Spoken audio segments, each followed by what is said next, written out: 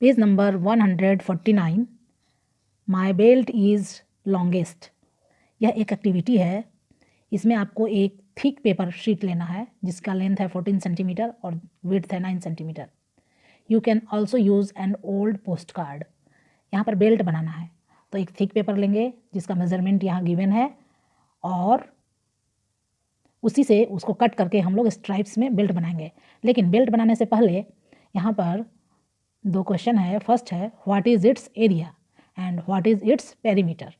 तो ये thick paper sheet है जिसका लेंथ और विड्थ दिया हुआ है, यानी लेंथ और ब्रेड्थ दिया है, लंबाई और चौड़ाई दिया हुआ है, तो एरिया बताना है और पेरीमीटर बताना है। जब लंबाई और चौड़ाई दिया है तो एरिया को हम ए से डिनोट करेंगे। एरिया कितना हो जाएगा, ये है रेक्टेंगल के शेप में, तो किसी भी रेक्टेंगल का एरिया हम क्या पढ़े हैं, L इंटू बी होता है एरिया। तो यहाँ L है 14 सेंटीमीटर, यानी 14 मल्टीप्लाई बाय 9, उसको मल्टीप्लाई हम करेंगे तो इससे एरिया निकल जाएगा। ओके, और अब हमें इसका पेरीमीटर निकालना है। पेरीमीटर, तो पेरीमीटर हमने क्या बताया था कि लेंथ और ब्रेड्थ को प्लस कीजिए और फिर इसको डबल कर दीजिए। ठीक है, तो यहाँ लेंथ कितना है 14 सेंटीमीटर और प्लस 9 सेंटीमीटर को प्लस कर दिया तो आ गया 23, तो इसको डबल कर देंगे यानी 46 सेंटीमीटर आएगा। तो इस तरह से एरिया और पेरीमीटर इसका हम लोग निकाल लेंगे। Now cut stripes of equal sizes out of it, और इक्वल साइज का स्ट्राइप्स कट करना है क्योंकि मेरा टॉपिक है माई बेल्ट इज़ लॉन्गेस्ट, यानी स्ट्राइप्स में कट करके इसको बेल्ट बनाना है। यहाँ देखिए area of rectangle length into breadth 14 centimetre multiply by 9 centimetre आ गया 126 स्क्वायर सेंटीमीटर, ये एरिया हो गया। और पेरीमीटर ये फार्मूला होता है, और 23 ये हो गया 23, यानी 2 multiply by 23 it means 46 centimetre perimeter. Okay, now cut stripes of equal size out of it. Stripes देखिए यहाँ पर बच्चों ने स्ट्राइप्स इसका बनाया है, यही है थिक पेपर शीट है जिसका लेंथ 14 सेंटीमीटर और 9 सेंटीमीटर दिया हुआ है। इसको स्ट्राइप्स बनाया है, मैं कटिंग कर लिया है। Using tape join the stripes end to make a belt. जैसे यहाँ पर देखिए, यहाँ पर इस बच्चे ने नीचे में ये इंड टू इंड को ज्वाइन करके बेल्ट बनाया है। How long is your belt, what is its perimeter, whose belt is the longest in the class. ये एक्टिविटी करना है क्लास में।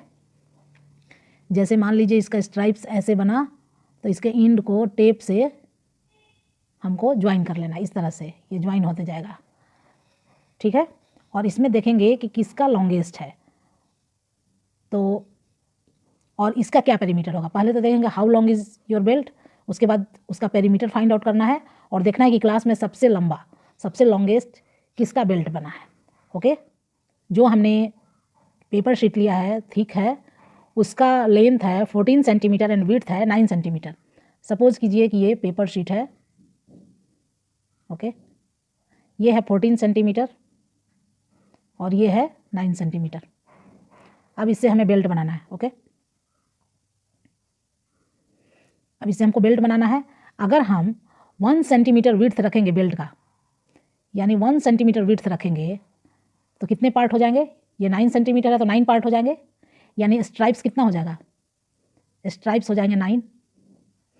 ऐसे 9 भाग में हम बांट लेंगे 1 सेंटीमीटर का, 1 2 3 4 5 6 7 8 9 स्ट्राइप्स हो जाएंगे। तो जो ये स्ट्राइप्स बनेगा 9, तो एक स्ट्राइप्स का ये हो जाएगा 1 सेंटीमीटर विड्थ और लेंथ हो जाएगा 14 सेंटीमीटर एक स्ट्राइप्स का। ओके, तो 1 स्ट्राइप्स का 14 सेंटीमीटर लेंथ हो गया और ब्रेड्थ हो गया आपका 1 सेंटीमीटर। तो इसका पेरीमीटर कितना हो जाएगा, नहीं पहले हमको इसका निकालना है पेरीमीटर। तो इसका पेरीमीटर 1 स्ट्राइप का पेरीमीटर क्या हो जाएगा, L प्लस बी को डबल हम कर देते हैं 2 इंटू, तो L प्लस बी कितना हो गया 14 प्लस 1 15, 15 टू जा 30 सेंटीमीटर एक स्ट्राइप्स का पेरीमीटर हुआ। और टोटल कितने स्ट्राइप्स बने हैं 9, तो इसका पेरीमीटर कितना हो जाएगा 9 times 9 into 30 it means 270 centimetre. यदि आप 1 सेंटीमीटर चौड़ा अगर स्ट्राइप्स बनाते हैं तो उसका पेरीमीटर हो जाएगा 270 सेंटीमीटर पेरीमीटर हो जाएगा। क्लियर, पेपर शीट था जो 14 सेंटीमीटर जिसका लेंथ था और 9 सेंटीमीटर ब्रेड्थ, तो उसका हमने स्ट्राइप बनाया 9, स्ट्राइप्स कितना हो गया था 9 स्ट्राइप्स बने थे। इस तरह का 9 स्ट्राइप्स बना था जिसका विड्थ था 1 सेंटीमीटर और लेंथ था 14 सेंटीमीटर। तो टोटल नंबर ऑफ स्ट्राइप्स हो गए 9, तो कितने लॉन्गेस्ट हो गए, कितना लंबा होगा, तो इसका लेंथ हो जाएगा, टोटल लेंथ कितना हो जाएगा 14 × 9, 126 सेंटीमीटर लॉन्ग। अगर हम 1 सेंटीमीटर का स्ट्राइप्स काटेंगे तो कितना लंबा हो जाएगा, वो 126 मीटर लॉन्ग हो जाएगा। अगर हम स्ट्राइप्स है, इसमें मान लीजिए ये 14 सेंटीमीटर है और ये 9 सेंटीमीटर है, अगर हम 1.5 सेंटीमीटर का अगर लेते हैं तो इसमें 6 स्ट्राइप्स होंगे, यानी कि 6 को जब 1.5 से मल्टीप्लाई करेंगे तो 9 सेंटीमीटर आएगा। ओके, तो यहाँ पर 6 स्ट्राइप्स बनेंगे।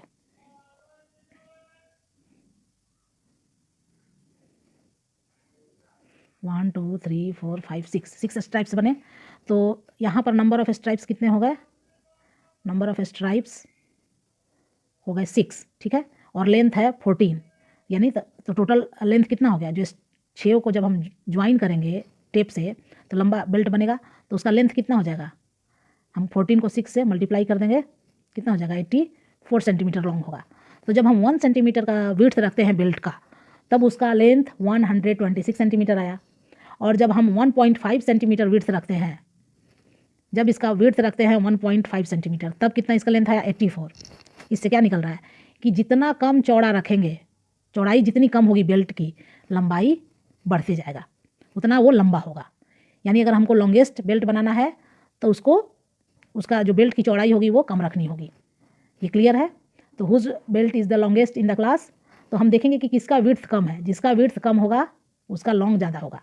तो अगर हम कंपेयर करें 1 सेंटीमीटर विड्थ और 1.5 सेंटीमीटर विड्थ, ये दोनों में कंपेयर करें तो कौन सा लंबा होगा, 1 सेंटीमीटर का जो बेल्ट होगा वो लंबा होगा। इसका हम सॉल्यूशन देखते हैं। यहाँ पर देखिए, इसमें एरिया निकाला गया है, जो पेपर शीट है एरिया, और उसका पेरीमीटर निकाला गया है।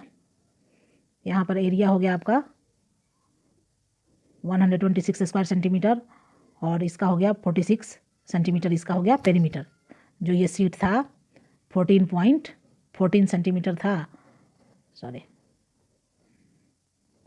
ये 14 सेंटीमीटर था और ये 9 सेंटीमीटर, उसका ये पेरीमीटर और ये एरिया हमने निकाल कर बताया है। अब देखेंगे कि जब 1 सेंटीमीटर विड्थ रखेंगे तो टोटल 9 स्ट्राइप्स बनेंगे, और जब ज्वाइन करेंगे 9 स्ट्राइप्स को तो उसका लेंथ हो जाएगा 1 सेंटीमीटर, अभी मैंने बताया। और अगर 1.5 सेंटीमीटर विड्थ रखेंगे, 1.5 सेंटीमीटर को 1/2 सेंटीमीटर बोल सकते हैं, 1.5 सेंटीमीटर, 1.5 सेंटीमीटर इसको फ्रैक्शन में है और ये डेसिमल में है। जब 1.5 सेंटीमीटर हम विड्थ रखेंगे तो टोटल 6 स्ट्राइप्स बनेंगे, और जब टोटल 6 स्ट्राइप्स को हम ज्वाइन करेंगे तो एक लंबा बेल्ट बनेगा जिसका लेंथ हो जाएगा 84 सेंटीमीटर। ओके, अगर हम वो जो स्ट्राइप था इसको अगर हम 3 भाग में बांटेंगे,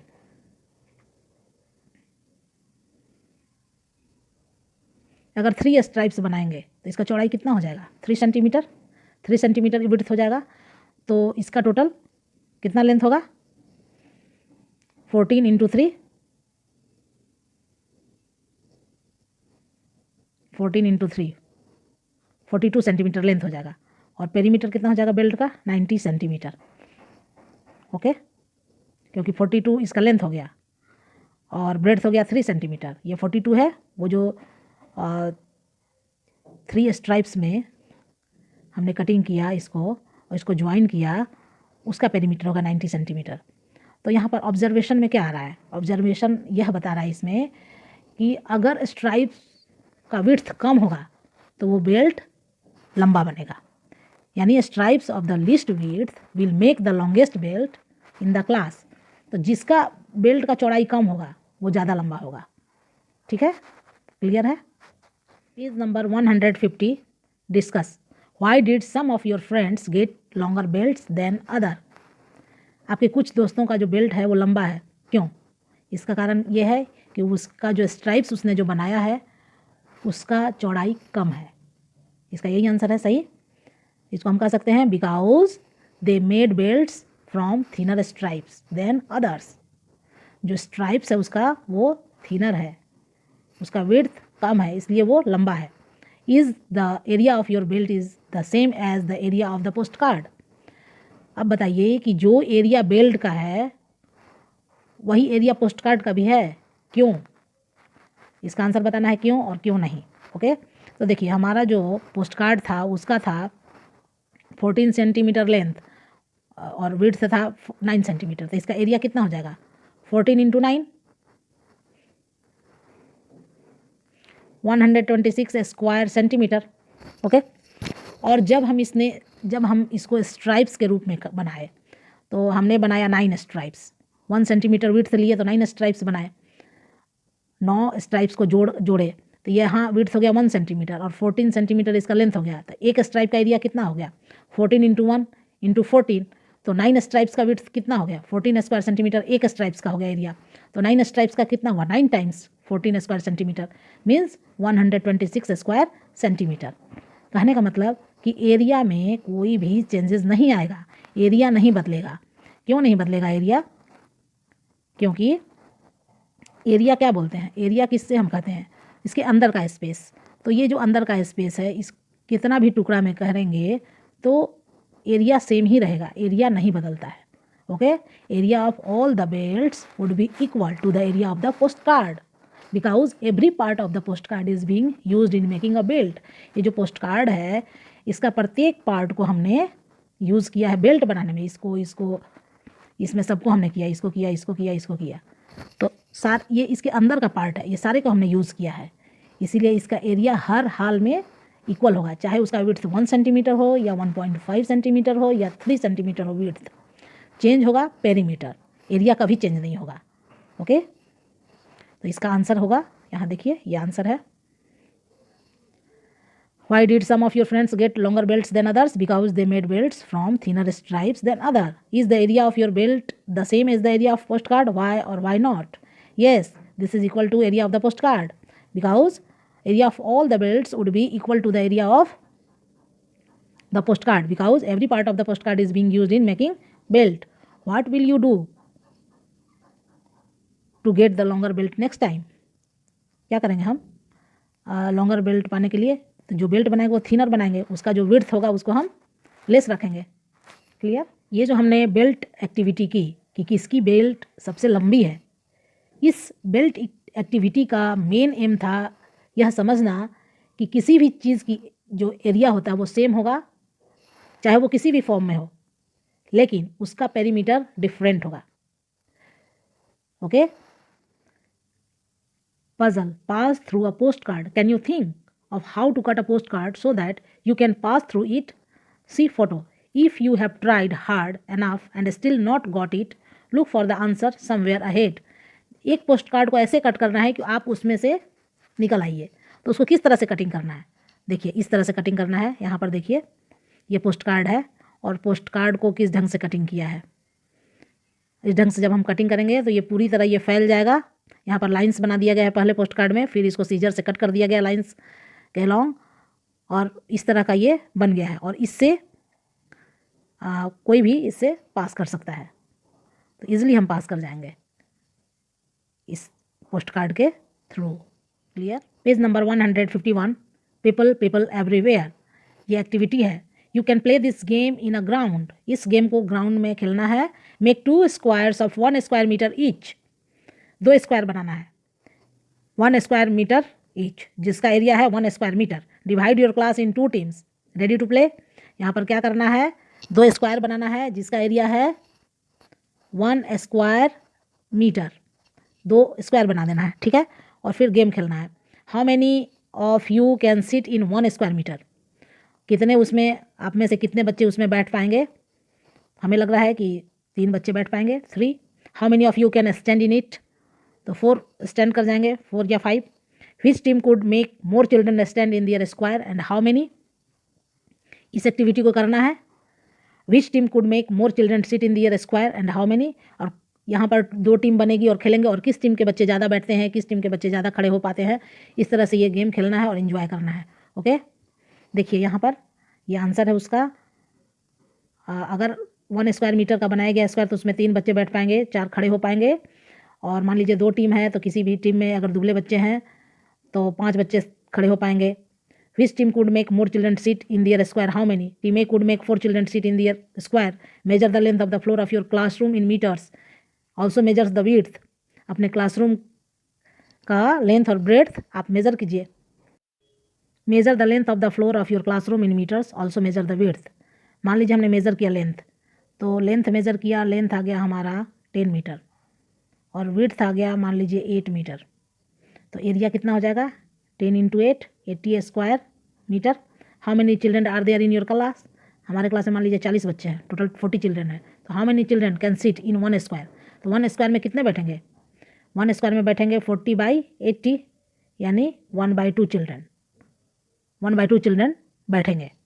okay, if you want to move around easily then how many children do you think should be there in 1 square metre?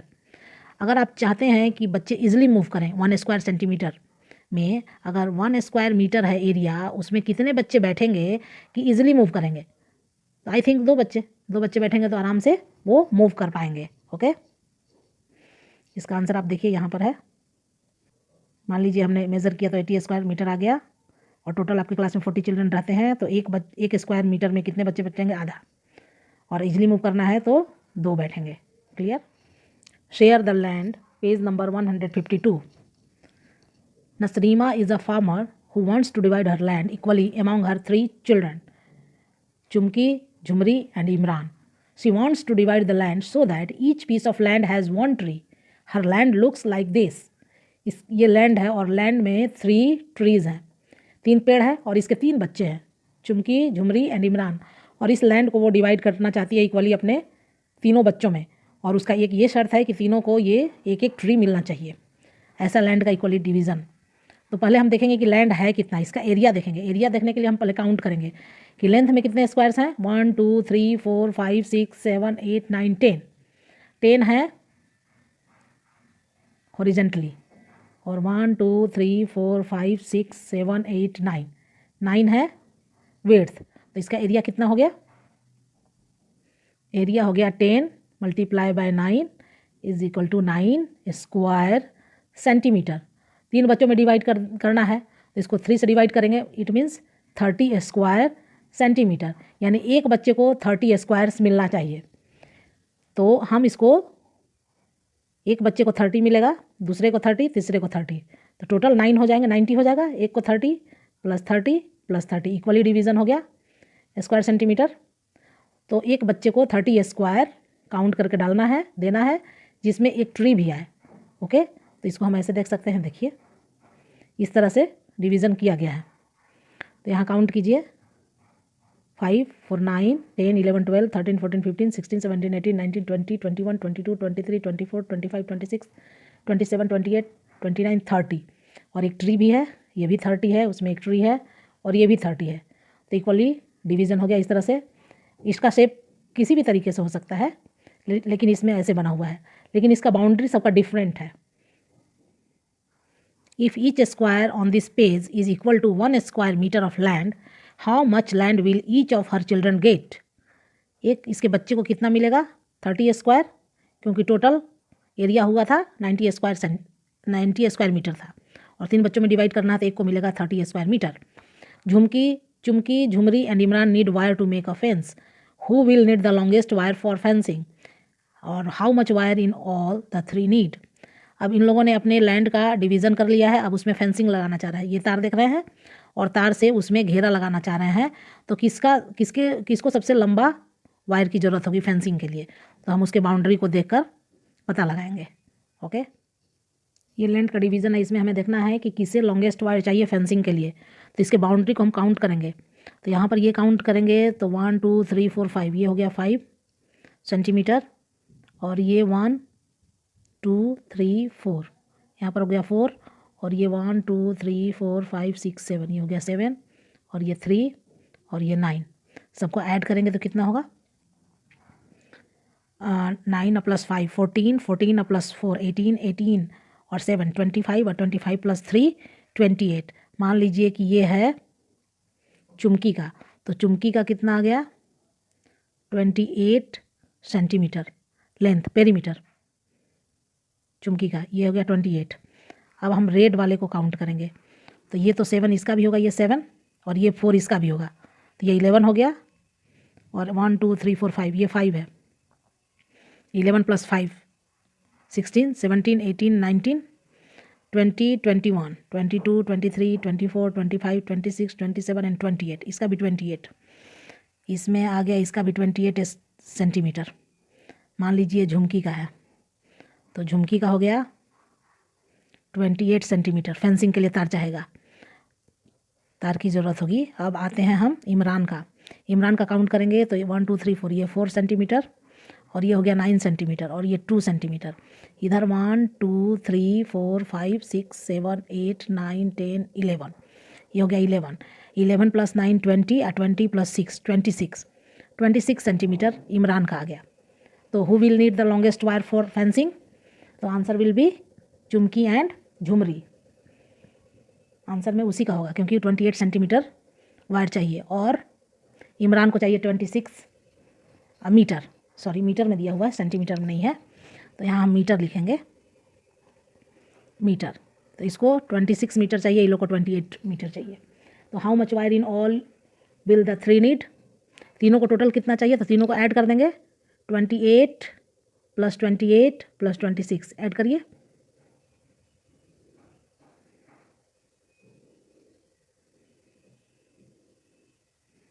82 metre total चाहिए, 82। आंसर फिल करेंगे, यहाँ 30 स्क्वायर मीटर होगा। और किसको सबसे लंबा वायर चाहिए, तो झुमकी को और झुमरी को 28 मीटर चाहिए। और तीनों को कितना वायर चाहिए, तो तीनों को ऐड करेंगे, 28 मीटर + 28 मीटर + 26 मीटर आ जाएगा 82 metre. Okay, total length of wire will be needed 82 metre.